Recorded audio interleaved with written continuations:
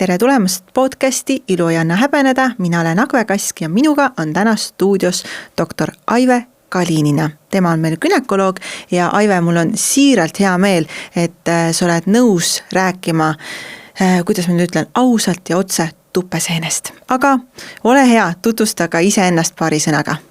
Tere! Kõigepealt suured tänud, Agve, et sa kutsusid mind, et sa usaldad mind. Olen töötanud naistearstina üle 30 aasta. Tupeseen on meie igapäevane probleem, millega naised meil pöörduvad ja mul on siiralt hea meel, et me saame täna sellest rääkida avatult ja häbenemata. Aitäh! Ja ega siin pikka sellist venitamist ei ole, et ma küsingi sinu käest, ühesõnaga mulle tuli Instagrami vähemalt 50 küsimust tuppeseene aspektis ja kõige siis enam levinum küsimus oli see, et kas tuppeseen on suguhaigus? Tänan küsimuste eest ja tänan selle suure huvi eest. Tupeseen ei ole suguhaigus, see ei ole sugulisel teel leviv infektsioon. Neid grupeeritakse teistmoodi. Tupeseen on normaalse tuppe mikrofloora häirumise tagajärjel tekkinud muutus. Muutuse tekitajaks on meil tavaliselt kanditalbikans, mille kasv häirub erinevate tingimuste ja faktorite tõttu. Aga miks on siis nii, et kui naine on vahekorras mehega ja tal tekib tuppeseen ja seda järjepidevalt? See on väga huvitav küsimus ka minu igapäevases töös. Naised küsivad tõesti seda küsimust sageli. Mikrofloora muutus on tegelikult oluliselt seotud iga inimese unikaalse mikroflooraga. Iga uus partner ei too mitte ainult ilusaid lilli, vaid ka uut mikrofloorat, millega naine peab siis oma sellises immuunkeskkonnas harjuma. Ja kandida on üks selline tuppe mikrofloora osa, mis tegelikult on hästi oluline laktobatsillide tootmiseks. Ilma kandidata ei saaks ka elada meie tavaline tuppe mikroflooras esinev laktobatsill, nii et selle tõttu kandida ja laktobatsill peavad olema sõbrad ja tasakaalus omavahel. Kui uus partner tuleb oma uue unikaalse mikroflooraga teie keskkonda, siis kahtlemata nii laktobatsillid on väga häiritud sellest uudsusest, kui ka kandida. Nii et selleks, et nad saaksid hästi omavahel sõbruneda, on hea, kui on olemas püsipartner, kes ei too uut mikrofloorat ja ka iga päev mitte lilli. Aga ikkagi, kui see on selline püsiv probleem, me natuke võib-olla ruttasime ette, sest võib-olla mõni ei tea, mis on tuppeseen, et milline ta välja näeb. Et just need sümptomid, et kuidas siis? Jaa, väga sageli. Tegelikult, kui naised pöörduvad ka vastuvõtule, on nad juba kindlalt guugeldanud erinevaid kaebusi ja kuna on ka väga palju juba informatsiooni ka veebikeskkonnas, siis enamasti nad tulevad ka juba vastuvõtule, ütlevad nõnda. Neil on kaebused, mis võivad olla sarnased tuppeseenele ja need on järgmised. Sügelus, kipitus, kihelus, sagedase murineerimine ja kahtlemata on üks kõige olulisem günekoloogi pöördumise põhjus just nimelt vooluse tekke, mis on väga rohke võib-olla, erinevat värvi, erineva lõhnaga. Nii et need on põhilised kaebused. Ma küsingi kohe vahele, et tavaliselt öeldakse, et see on selline valkjas kohupiima taoline voolus või see ikkagi nii ei ole? Tegelikult ta võib ka väliskeskkonnas pesule sattudes muutuda ka värvi poolest. Valkjas, kollakas, mõnikord isegi omada kergelt sellist rohekat värvust, et see võibki just naisi ka väga ehmatada, kui nad oma märdunud pesu sellisel moel näevad. Aga kas tuppeseen haiseb? See sõltub sellest, milliste muude mikroobidega on tegemist, et tupekeskkond ei ole steriilne ja seda juba enamus naisi ka teavad ja seal on väga erinevad aeroobsed ja ka teatud määral anaeroobseid tekitajaid, nii et milline on tupekeskkond, sellest sõltub ka oluliselt vooluse kogus, värvus ja ka lõhn.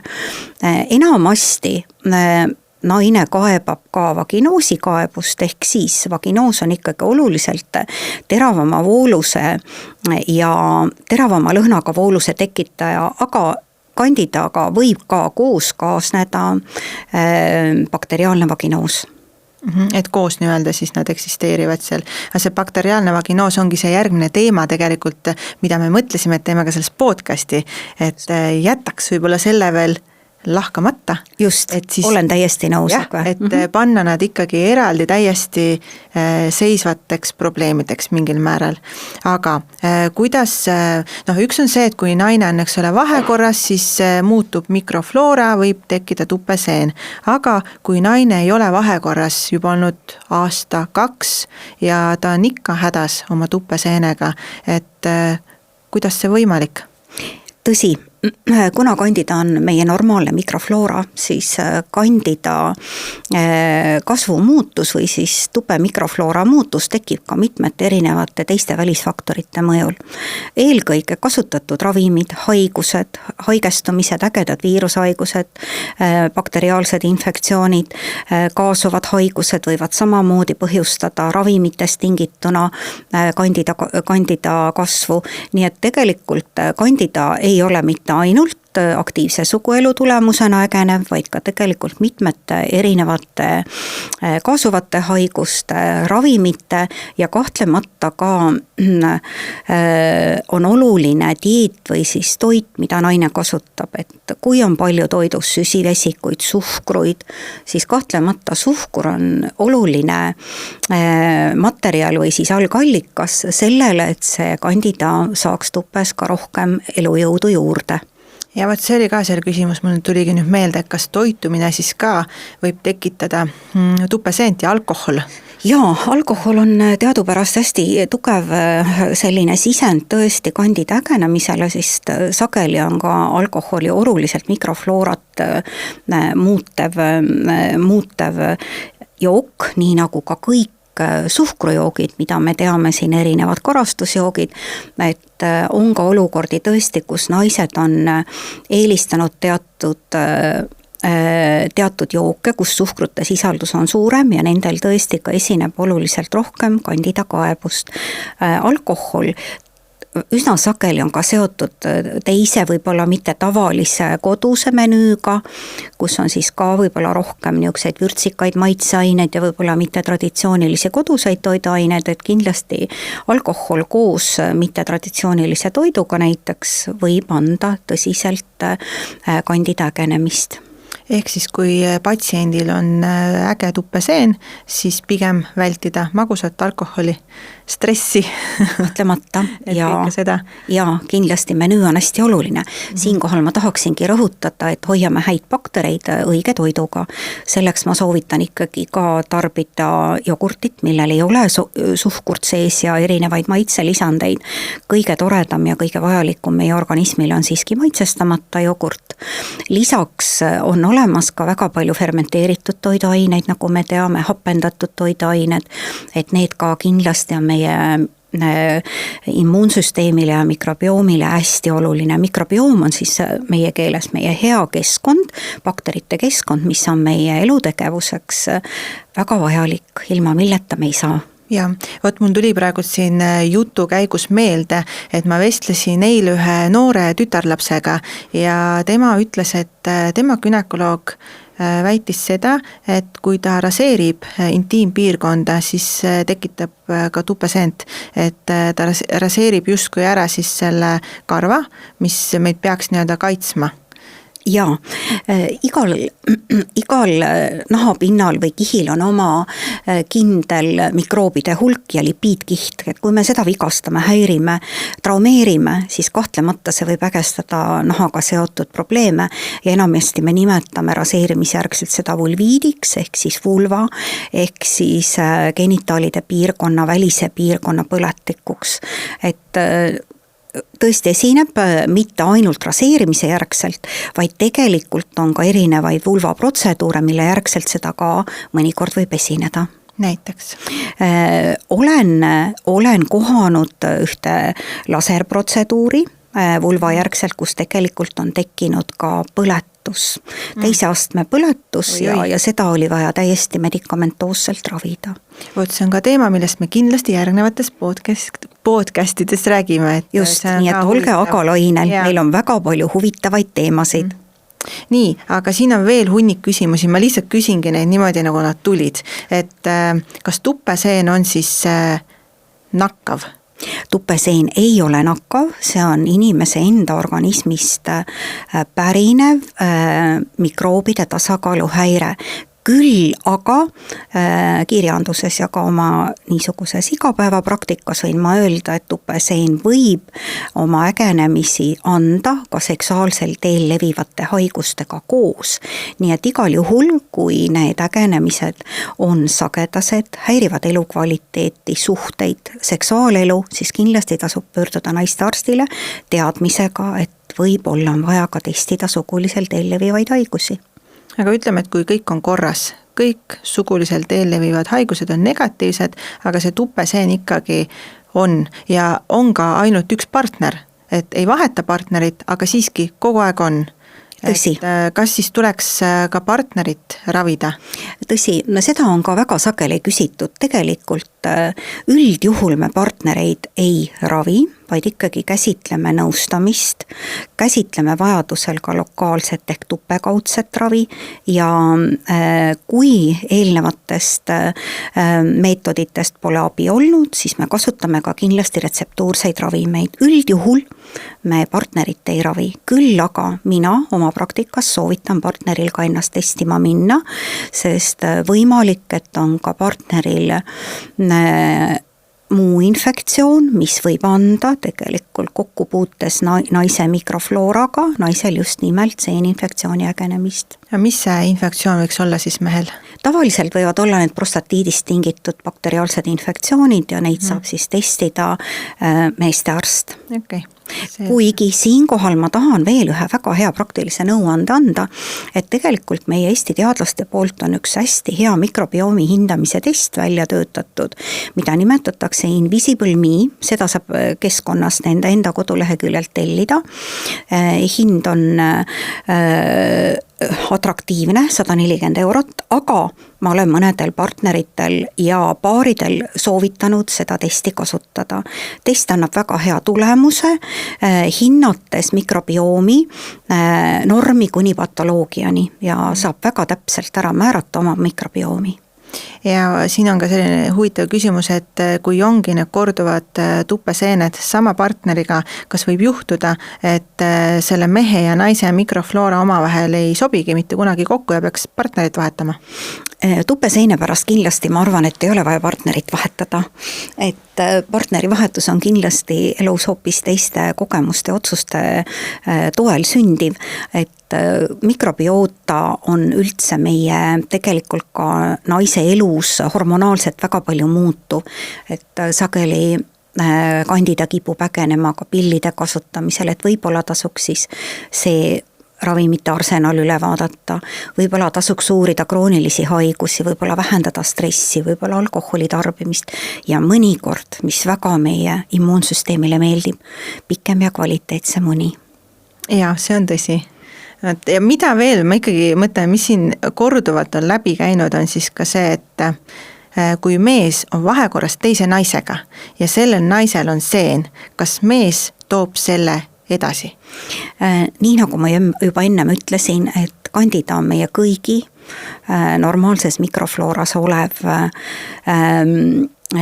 osa ja mis on kõige olulisem selle juures, kandida ikkagi oma kasvu või tasakaaluhäire saab ikkagi sellest kaasa toodud erinevast mikrofloorast, ehk siis seletades lihtsamal moel, kui on olnud paari suhtes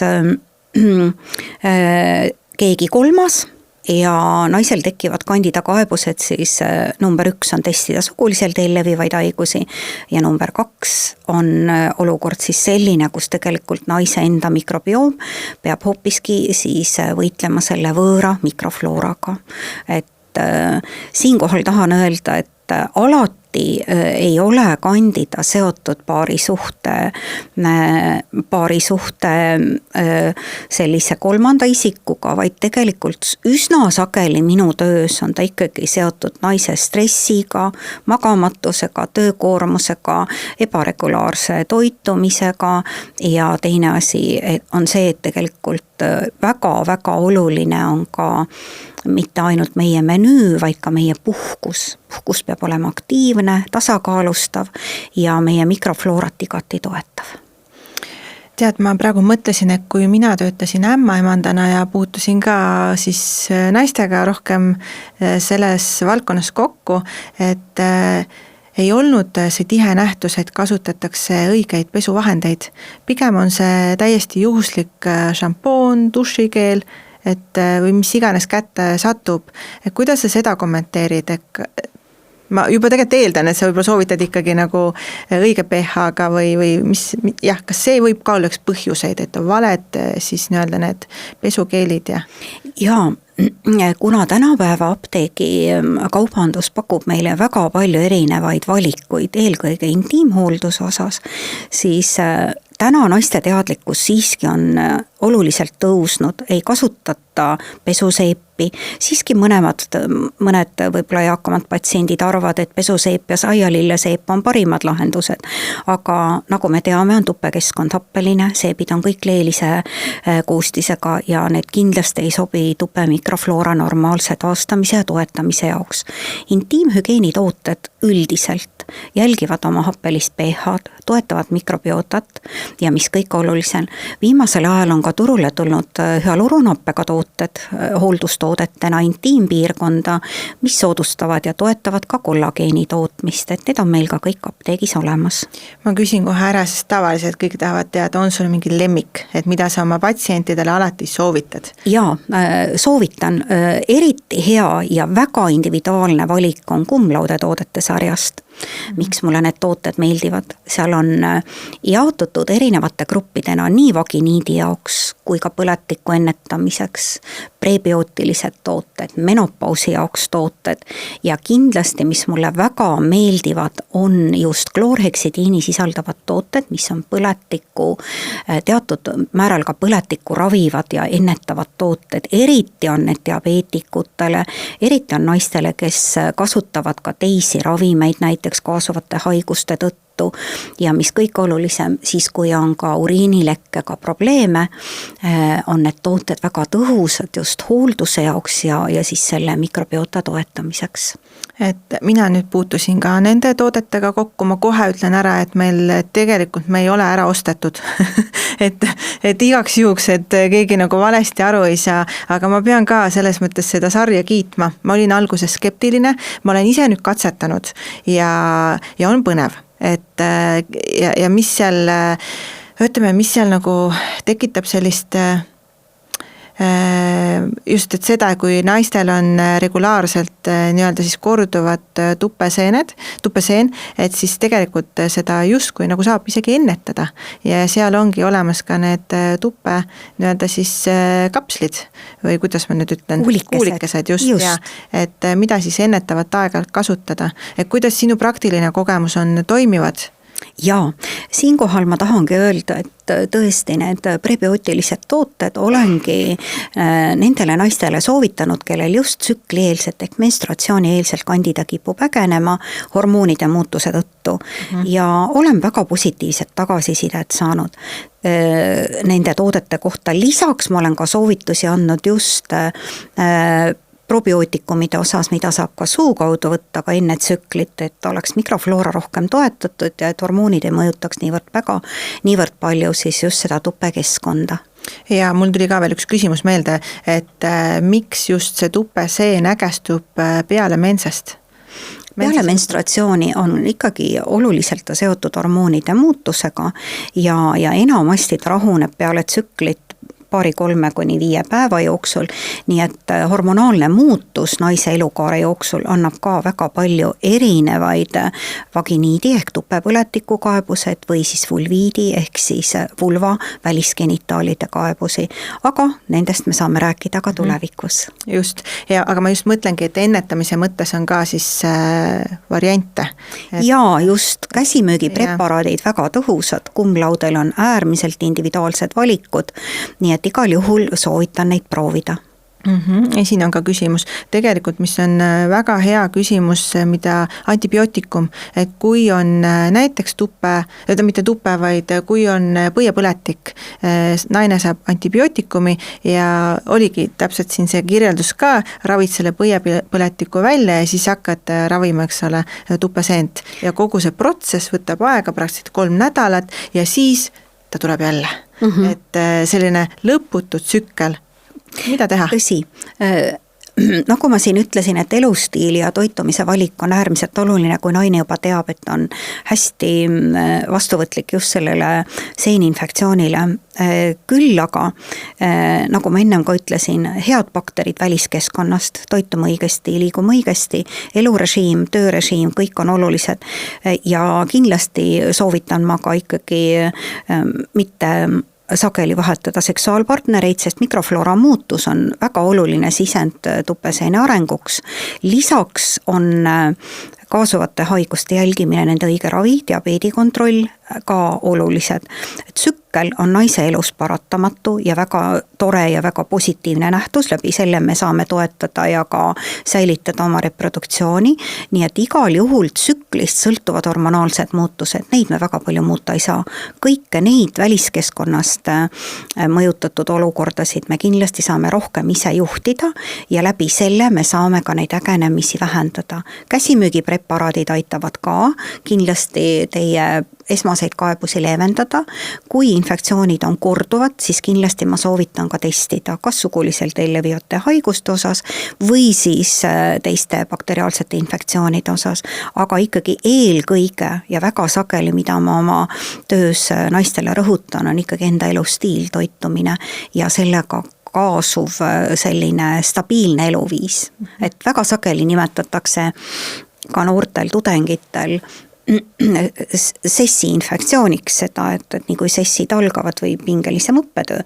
Praegu muidugi sessoonset õppetööd vist ei ole, neil on natuke teistmoodi korraldatud, aga üldjuhul stressfoonil kindlasti ägeneb see infektsioon. Ja tead, mul tuli jälle mõttesse kohe rasedad ka, et mida siis rasedatele soovitada? Rasedus on niisugune 9 kuud ainult kestev, eks ole, et seal on samamoodi need östrogeenist tingitud muutused mikroflooras päevakorras ja eks rasedatele on üsna sama valik nii vaginaalse ehk tupekaudse ravi osas kui ka toitumisega seotud. Et nagu me teame, on gestatsioonidiabeeti aina rohkem ja rohkem, et seal on ikkagi menüükäsitlus number 1 ja siis mikrofloora korrastamine vastavalt kaebustele. Kui palju sa oma töös oled näinud seda, et inimesed diagnoosivad ennast ise ja panevad vale diagnoosi, on käinud apteegis just kui seeneravi endale ostmas, aga nad teevad asja hullemaks, sest et on vale ravi. Enamasti on niimoodi, et täna seoses sellega, et meil see doktor Google aitab meid ju mitte ainult diagnoosi, vaid ka parima ravi leidmise osas, on tõesti mõnikord patsiendi nõustamine üsna keeruline ja seene infektsiooni seisukohalt ravi on üldiselt suuresti ka kättesaadav apteegis. Väga palju seal nagu eksimisvõimalust pole. Küll aga kui tundub, et ravi pole õige või et kaebused ikkagi püsivad vaatamata ravile, siis tuleks pöörduda gynekoloogile ja kindlasti infektsioonide osas täpsustada. Et see on hästi oluline. Aga millal võib arvata või ütleme siis nii, et millal muutub tupeseen krooniliseks? Et millised need sümptomid on, et nüüd on tupeseen krooniline? Tupeseen krooniline, see kõlab nagu sellises kaebuste vaates, et kogu aeg on pidevalt mingi probleem seal all, eks ju. Ehk siis, kuna ma ütlesin, et kandida on meie normaalne mikrofloora, temaga peab lihtsalt kogu aeg sõber olema, siis on naisel ka tore elu. Kui aga see sõprus saab millegi tõttu häiritud, nagu ma eelpool juba mainisin, siis võib tegelikult, mul on naisi, kellel enne tsüklit kogu aeg ägenebki kandida näiteks või siis ka uue partneriga aktiivsem vahekord võib viia tõesti kandide ägenemiseni, ilma et oleks mingeid muid seksuaalsel teel infektsioone lisandunud, siis tegelikult ma soovitan ka püsivat ravisuu kaudu, aga see on juba individuaalne nõustamine ja seda me teeme siis juba günekoloogi vastuvõtul. Aga kas meestel ka kuidagi esineb mingisuguseid sümptomeid? Jaa, mõnikord minu armsad naised kurdavad, et partneril on ka kerget sügelust ja kipitust, siis ma tõesti olen ka vastavat ravi retseptuuri põhiselt väljastanud, nii et naisele siis oleksid vaginaalsed ravivahendid ja meestele siis kreemikene.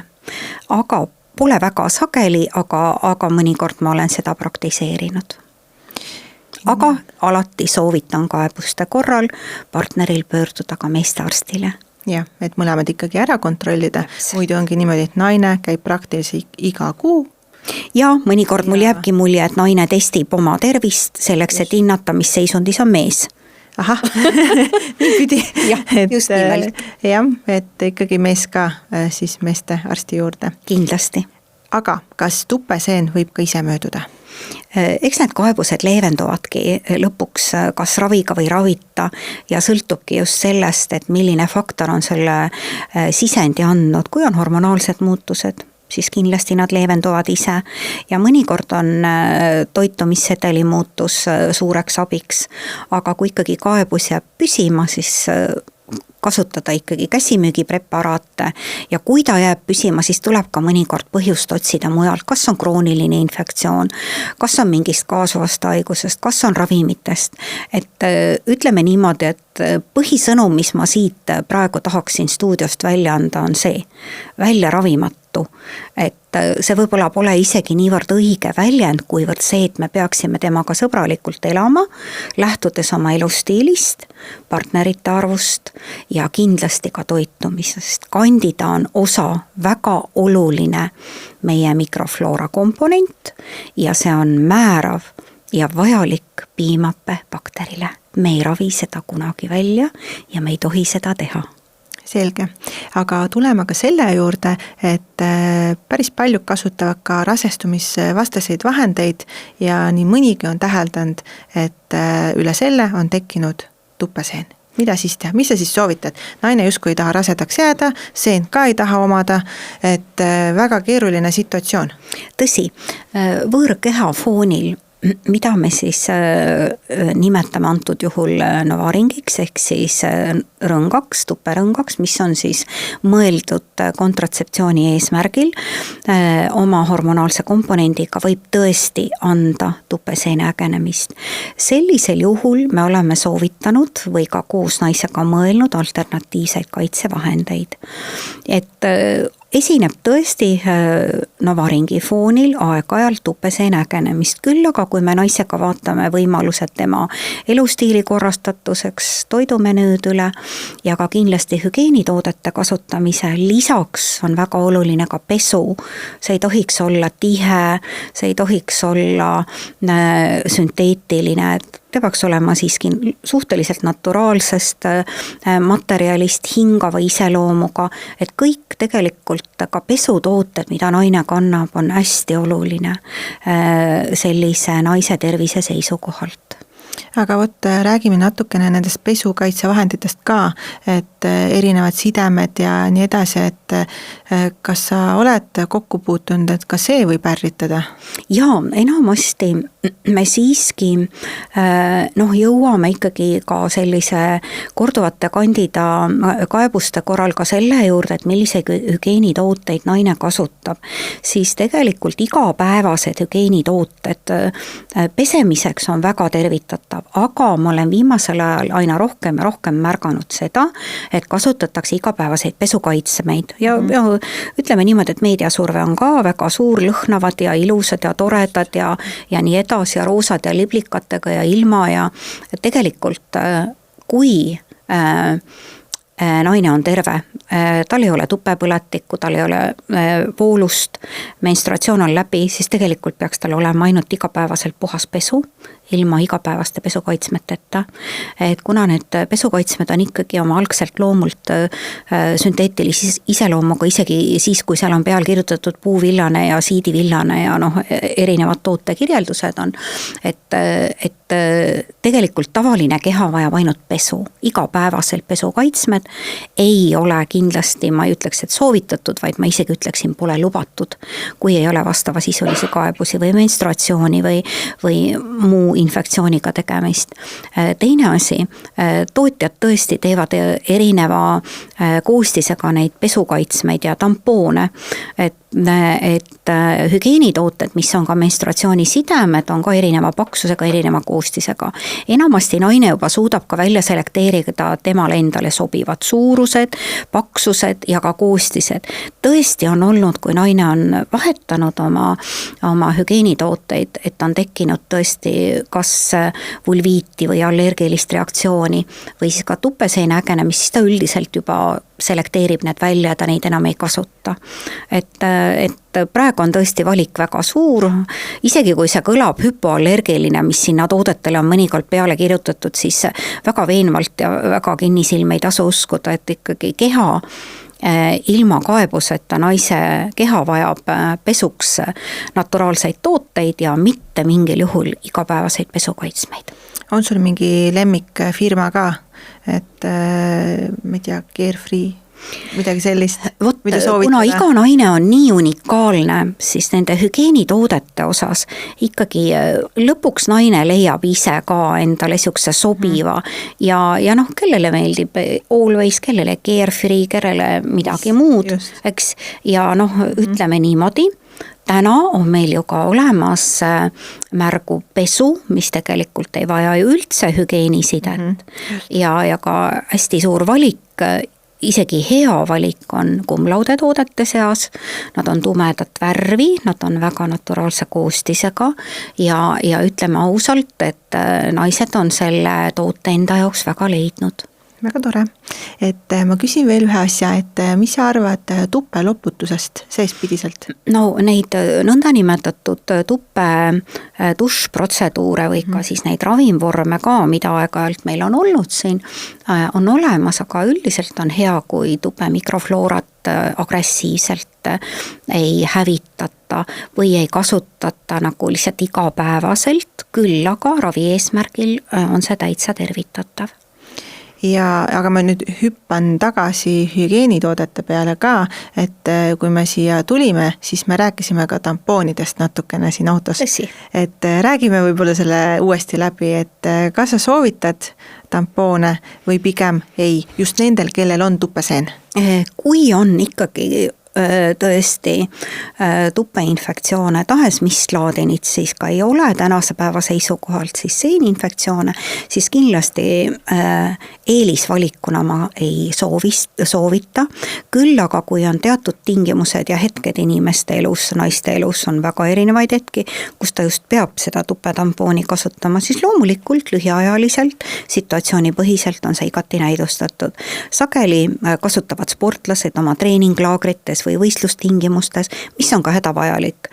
Küll aga ma vaatan, et võib-olla see noorem põlvkond hakkab rohkem nagu tupetampoone kasutama, võib-olla see on ka meediasurve, võib-olla on see ka suunamudijate niisugune vaade, raske öelda, aga mina ikkagi oma sellise töökeskkonna tingimustes soovitan ikkagi hügieenisidemeid kasutada. Ja mis on nagu võib-olla see mure tupetampoonidega, et naised kipuvad neid unustama ja siis on küll pahandus majas, siis on väga tugev tupepõletik ja sageli on nii, et ta isegi ei mäleta, millise tsükli ajal ta selle tampooni on pannud. Uskumatu. Ja just uskumatu.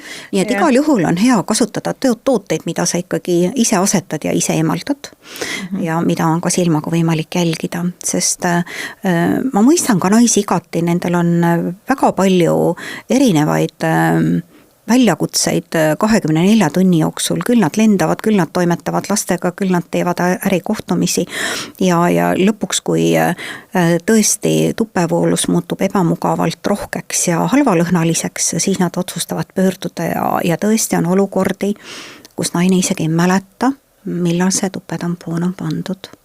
Ja ta on lausa isegi üllatunud, et see seal on. Ja. Juhtub ka nii et mina mõistan naisi igati ja sellest niisugusest töökogemusest lähtuvalt tõesti ka soovitan kasutada pigem siis hügieenisidemeid, vajadusel siis ka pesukaitsmeid, mitte igapäevaselt ja kindlasti jälgida tampoonide kasutamise režiimi. Jah. Aga mis see tampooni selline kasutamise režiim on soovituslik? Vajaduspõhiselt, ikkagi paar tundi, 3 tundi, mõnikord kui on vererohked menstruatsioonid, siis ongi vaja, kui sul on mingi selline situatsioon, kus sa ei saa alati oma hügieenitoiminguid teostada ja mõnikord ka naised siis ka kasutavad topelt hügieenitarbeid, tampooni pluss sidet, et mitte siis pesu määrduda ja ebamugavatesse olukordadesse sattuda. On ka selliseid olukordi. Arusaadav, täiesti arusaadav. Nii, aga räägime ka sellest, et kas see on nüüd tõde või mitte? Kas see päriselt toimib, et kui sa paned maitsestamata keefiri ja tupetampooni nii-öelda siis tuppe, et ta ravib sul selle tupeseene välja? Kindlasti tupeseent ei olegi vaja välja ravida, tupeseen iseenesest on normaalne mikrofloora. Jogurti ja meepõhiseid tampoone ma olen ise ka oma patsientide kogemusest kuulnud. Kliinilised... Jogurti ja meepõhiseid? Jaa, just nimelt. Seda meepõhist ma ei ole, aga küll seda maitsestamata jogurti põhist küll. Ja, no kahtlemata ta on küll suu kaudu kindlasti oluliselt toimivam kui tupekeskkonda mõjutavana, nii et ma selliseid praktikaid üldiselt oma töös ei kasuta, aga ma tean, et on olnud juhuseid, kus naised on sellist informatsiooni saanud ja on seda nõndanimetatud eneseabivõtetena või ravina kasutanud. Mina kindlasti ei soovita. Aga mis on sinu praktikas selline kõige huvitavam eneseabivõte, mis on välja tulnud?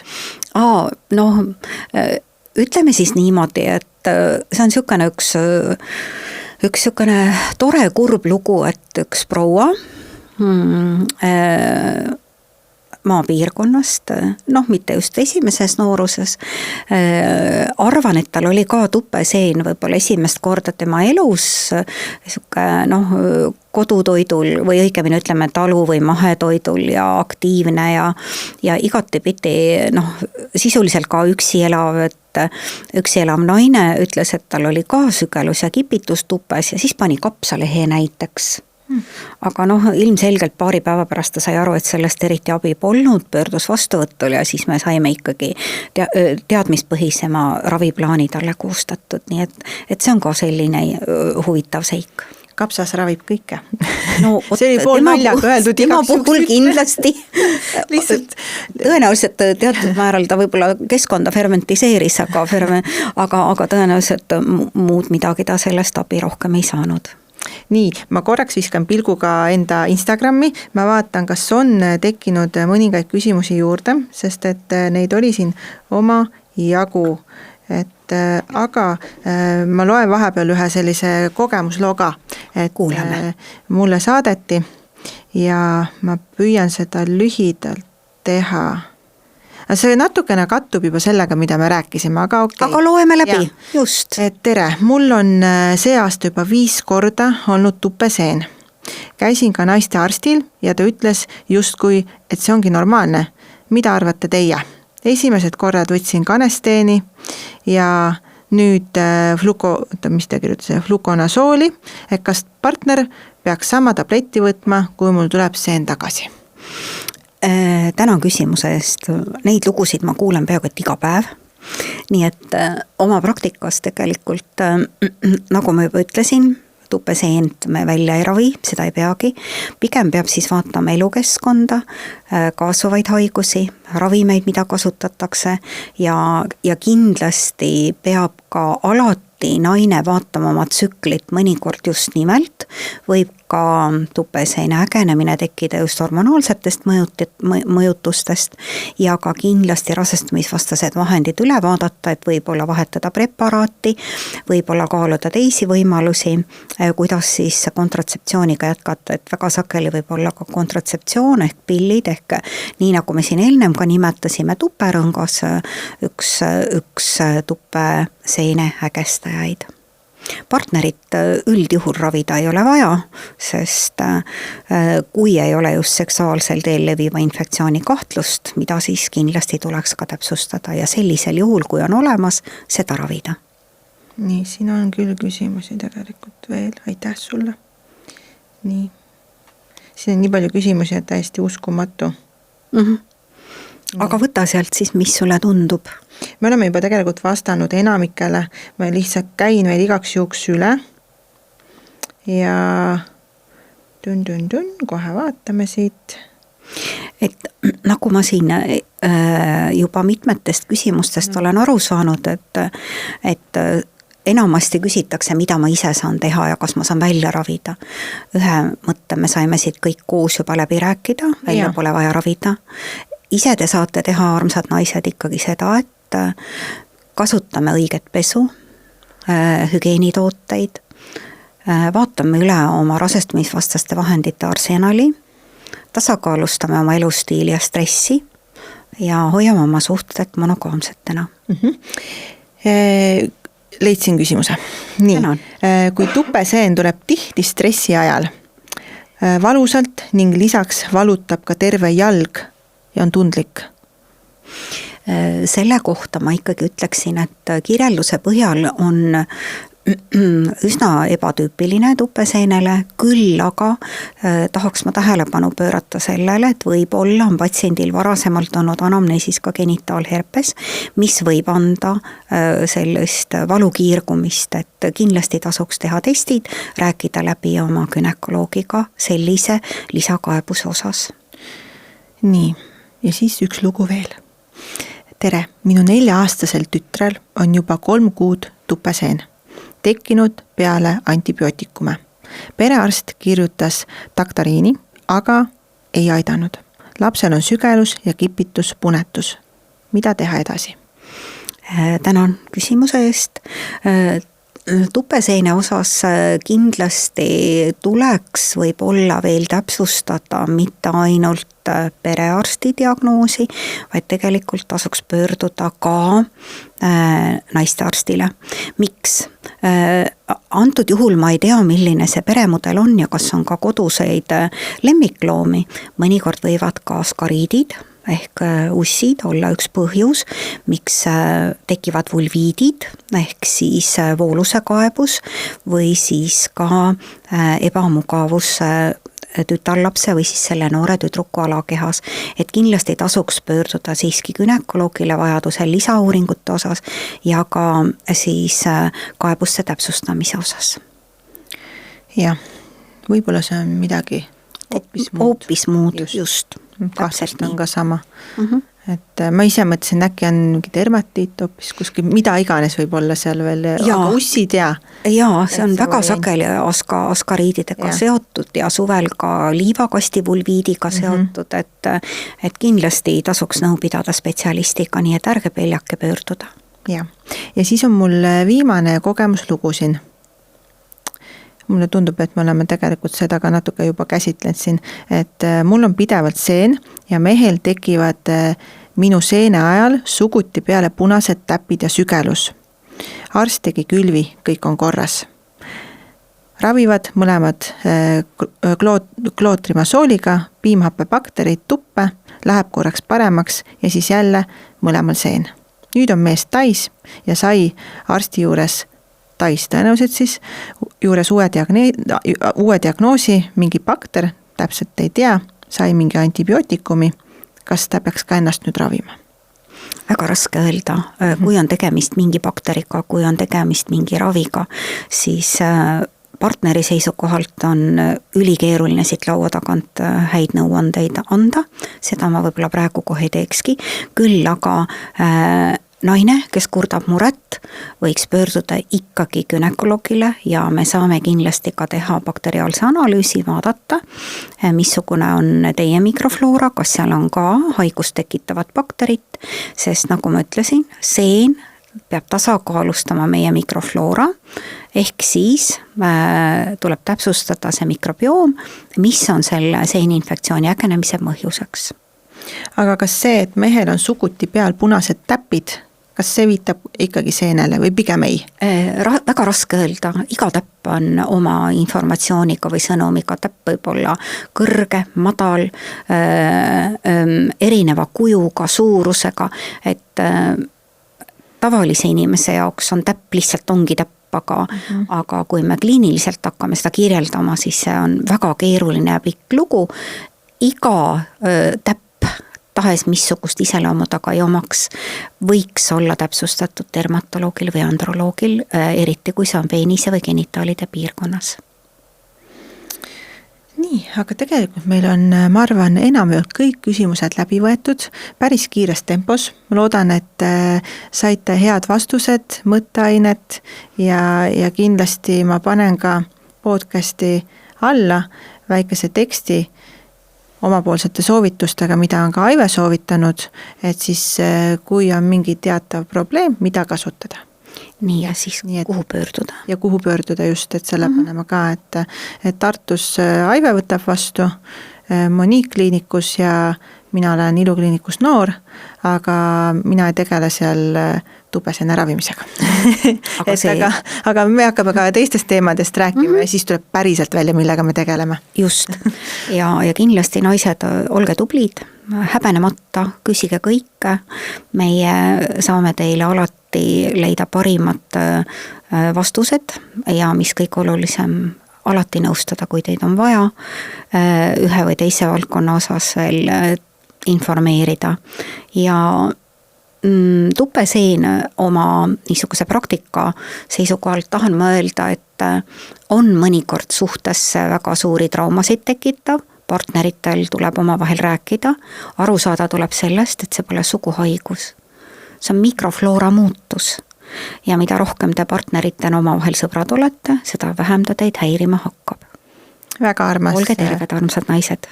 Ja, aitäh sulle, Aive, ja tegelikult ma tahtsin ka veel tänada kõiki küsijaid, sest et tõesti küsimusi oli väga palju ja et üldse naised julgevad küsida, et ma natukene olin ausalt öeldes üllatunud ja mul on selle üle nagu ääretult hea meel, et me kindlasti Aivega teeme veel podcast'e erinevatel teemadel, nii et hoidke meil pilk peal ja aitäh, Aive, sulle, et sa tulid.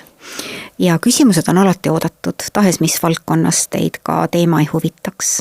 Just. Aitäh. Aitäh. Tegelikult meil tuli nüüd peale podcasti veel üks väga huvitav kogemuslugu ja ma siinkohal tahtsin ka veel ühe asja välja tuua, et naised, ärge häbenege, kui teil on tupeseen, tulge vastuvõtule, te ei pea tundma, et te olete kuskil ennast, ma ei tea, mustaks jätnud, liiga palju meestes käinud, et mitte keegi ei vaata teid sellisena, aga Aive, ma tegelikult sooviks, et sa jagaksid ühte lugu võib-olla, mida mitte teha. Siin üks minu aastate pikkune siukene erialaline, ütleksime, suur üllatus ja samas ka kerge kahjutunne, et kuivõrd hoolitsevad on naised ise enda eest, et seoses korduvate tupeseene põletikega pöördus naine minu poole vastuvõtule, kuna apteegitoodetest ei saanud patsient piisavat abi ja isegi olukorras, kus ta püüdis ennast mitte ainult dušidega tupekeskkonda loputada, vaid ka hambaharjaga pesta, juhtus selline asi, kus ta oli tegelikult ka natukene oma tupelimaskesta vigastanud ja ta vajas ka tegelikult tõsist retseptuurset abi, mitte ainult tupeseene raviks juba, vaid ka limaskesta traumast tingitud infektsiooni tõttu. Nii et siinkohal tahan öelda, tuppe ei ole vaja pesta, seest veel vähem mingite abivahendite või harjataoliste esemetega. Harjata, me ei harja. Me üldiselt hügieen ja hooldus käib ainult välispidiselt. Just. Ja tavaline ja igapäevane. Jah, aga aitäh sulle ja nüüd tänaseks me tõesti lõpetame. Tänan.